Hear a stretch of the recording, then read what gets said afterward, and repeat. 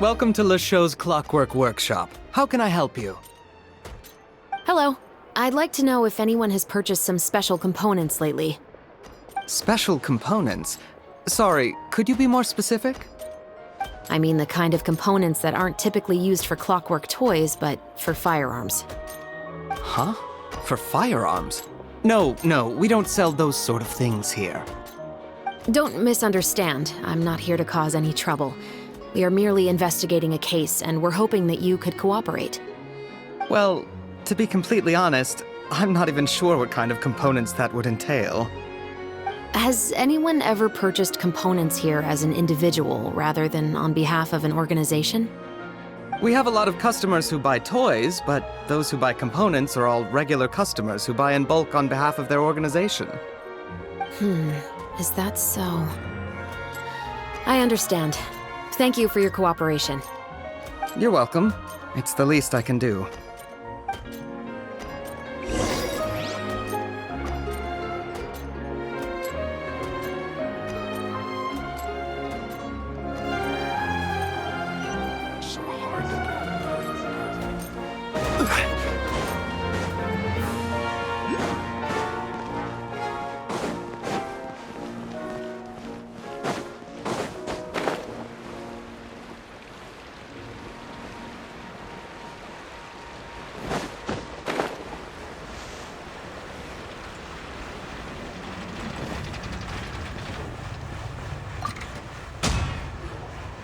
Oh, hey, Chevris.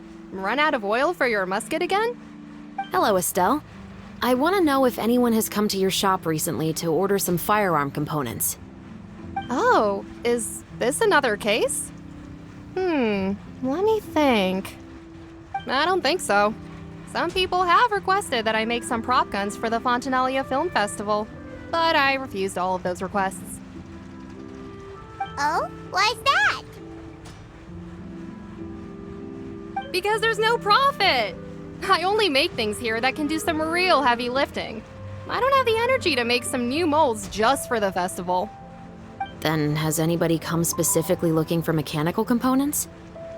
Well, I usually sell off my scrap to the Fleuve Cendre. I don't typically give them to one specific person.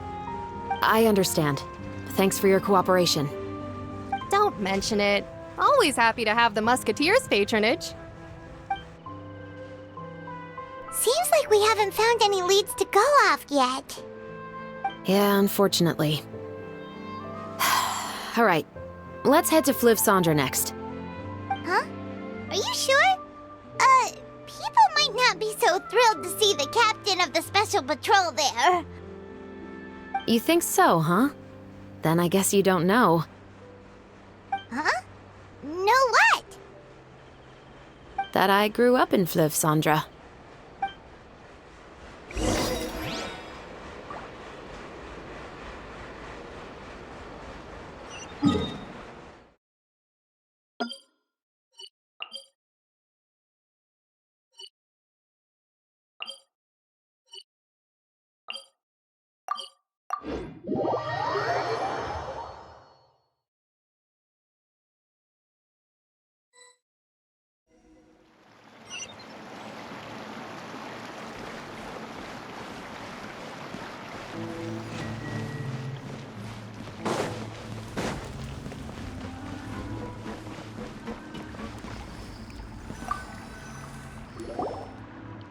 What's all this? Some broken planks and barrels, as well as some liquor bottles? Yes, but have a closer look, Paimon.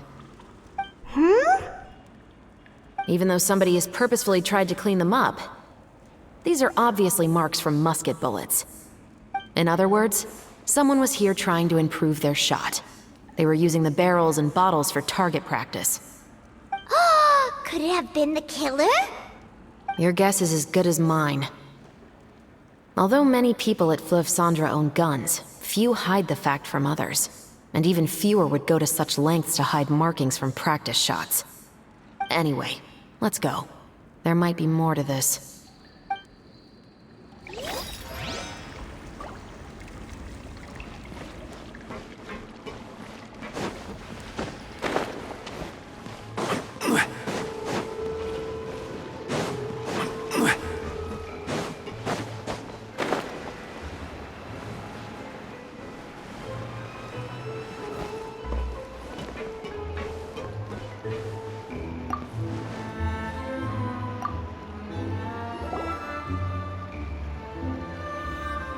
It's been a while, Tetro.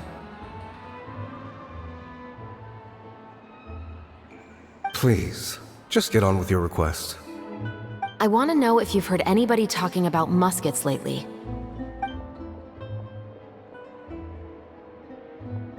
Information isn't free, you know.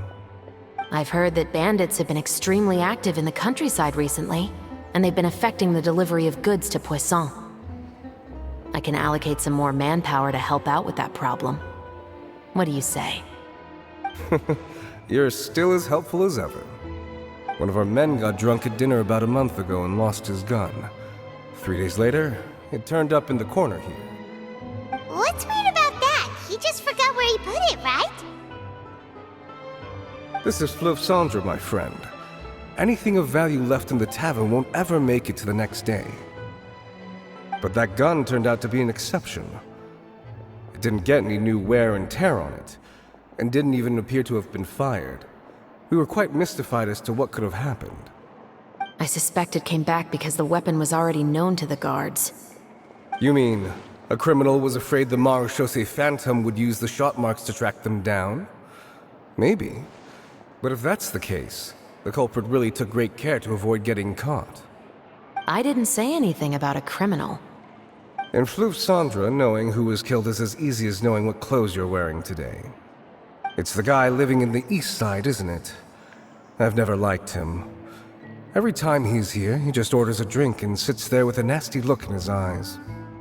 So, who was the one who lost the gun in the first place? Don't bother. Even if you ask, he wouldn't admit to owning a gun to some strangers. Not to mention the captain of the Special Security and Surveillance Patrol. He's right. I know you grew up here, Chevreuse. Even though you're on good terms with the Spina, you've still been gone too long.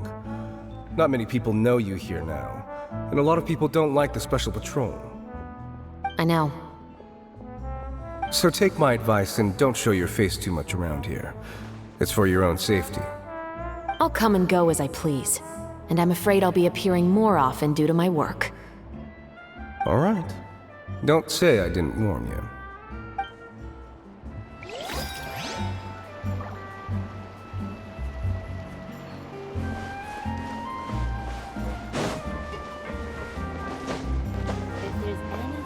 Adventuring underground is way more fun than I thought.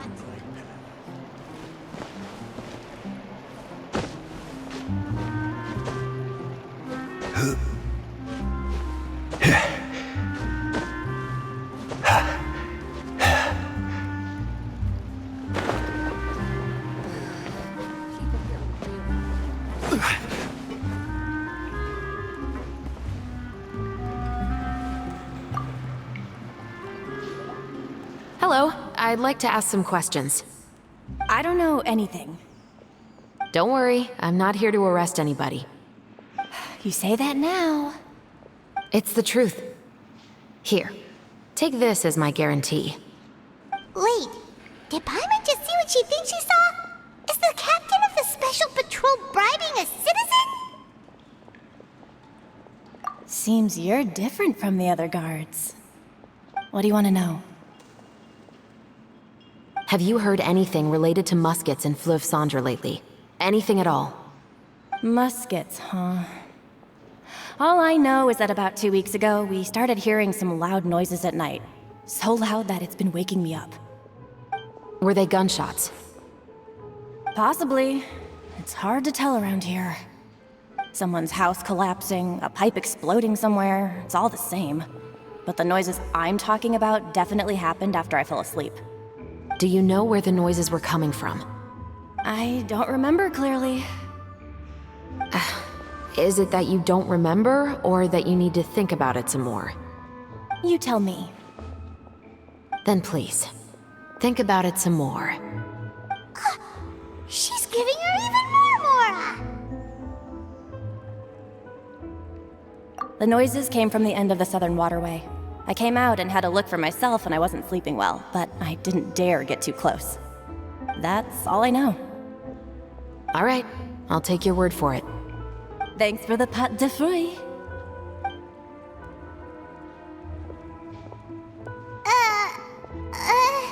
no need to be surprised. I grew up here, remember? I know how to get people around here to talk. My apologies, I'm all out of sweets. Though I do have some other tempting snacks in my custody. Fries, fried chicken, and even onion rings. But taking care of junk food is my responsibility. You're better off sticking to your normal, nutritious diet. Now then, let's keep going.